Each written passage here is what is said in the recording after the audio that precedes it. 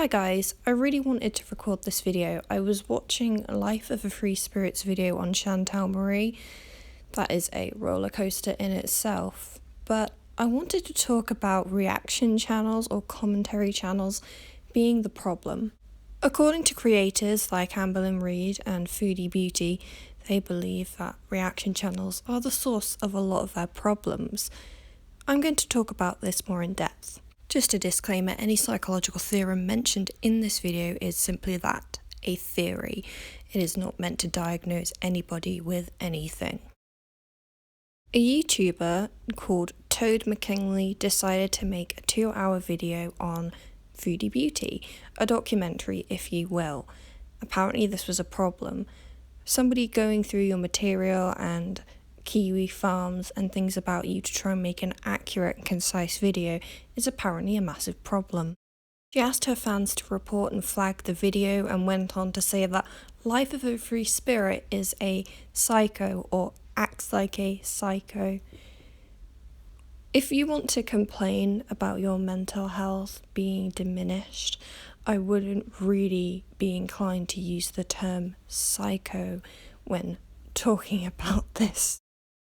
You're going to wonder why there is a picture of this strange man on the screen right now. I'm going to explain.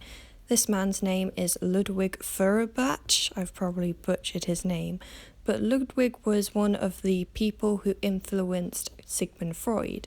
He also happened to influence people such as Charles Darwin and Karl Marx. Following the proposal of the projection principle by Giambattista Vico, Ludwig was the second person to talk about projection. However, Ludwig used it primarily as a criticism of religious teachings. In the Old Testament, Jesus said, "Why do you pay attention to the speck of sawdust in your brother's eye, but none to the plank in your own?" While he criticized these religious teachings, he actually wanted to find an answer to this question. As a somewhat intellectual successor of Ludwig, Sigmund Freud built upon this idea when he came up with the abstract concept of the ego. The ego is not something that can be measured, and therefore scientifically there is a lot of criticism of it. However, Sigmund Freud believes that within the mind there is an ego. Rather than the definition of an inflated sense of self-worth and importance, the ego is primarily made up of 3 different parts, all of which are either preconscious or subconscious, sometimes referred to as unconscious. Within this, there is the superego. The superego aims to please everybody else and do what is right by society, whereas the id is our most primal, selfish desires, normally wealth-wise, emotional-wise, and sexually. However, in the mind, the ego is actually the part of it that tries to mediate between the desires of the superego and the id. Our mind has many different coping mechanisms when it comes to emotional, situational, financial, sexual conflicts, whatever it may be.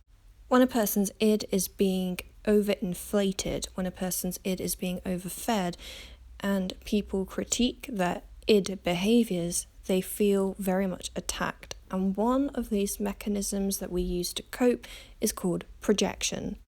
When our id cannot handle any criticisms, we will automatically compact it into a feeling of an attack and project it back onto the other person. Oh, you don't like that people are making videos and I'm telling people to report it? Well, you're supporting people who are harassing me. This type of mechanism aims to protect the id and the ego as an entirety. It's meant to make people take away any blame that they feel from themselves so they are not responsible for anything. Taking it back to Chantal, it's much easier to say that people are being stalkers or bullies or harassers or haters and psychos rather than actually addressing any of the problems that they brought up. And fans can do this on other people's behalfs. For example, when I did my Becky J. Brown documentary style video that was almost an hour long, one of the comments said, "Don't you have anything better to do than make a nearly hour-long video about everything a minor YouTube celebrity has done over the years?" And then suggested that I should get a hobby, and they respected her for documenting her life online and making creative content. That they're not a fan though, but it's a problem for me to make a video about all the terrible things that she's done. Becky has literally spent hours upon hours upon hours documenting her life and doing even more horrible things behind the scenes, but me spending a few hours putting a video together displaying those things is a problem because I need to get a hobby, clearly. It's super simple for people like Becky who also agree with this kind of mindset that I'm not the problem, you're the problem for talking about the things I've done. It gives them absolutely no responsibility and they don't have to own up to anything. So when people like Foodie Beauty go after LyfeofaFreeSpirit, Charlie Gold and MichaelBePetty, it's so much easier to blame somebody else because it protects the id, it protects the ego as a whole, and it makes them feel better about themselves because they are blameless in their eyes.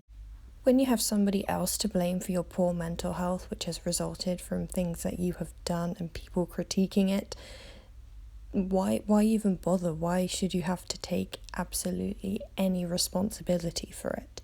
It's much easier to push it onto the people who are talking about it and critiquing it, rather than look at yourself and reflect on the things that you have done and said. And that's why, in the eyes of Foodie Beauty, reaction and commentary channels will always be the problem. I've even made a 3-part series debunking any arguments that she and Amberlynn Reid have used or could potentially use against reaction channels, and they still recycle the same ones. I'm not saying that they should have seen my video so they should have known, but it's just so easy to predict the next argument, the next deflection, the next projection, because it's how they keep their ego, their id intact. It is very human to do, but to the extent that they do it, it's obviously very toxic. I hope this video was slightly informative. I did want to go back to some of the more psychological videos. If you haven't watched my videos on Becky J. Brown or the playlist of the debunking their arguments, I'll put them in the description. I will be hoping to do a quote-unquote book review of Onion Boy with my friend Kitty sometime next week. I will be doing a slam poem about the Rewired Soul, and I will be finishing my last part of his book review, which is going to be a wild ride. My social media links are in the description. You have my Twitter, you have my PayPal. On my About page there also is my Steam. You can go and add me on Steam.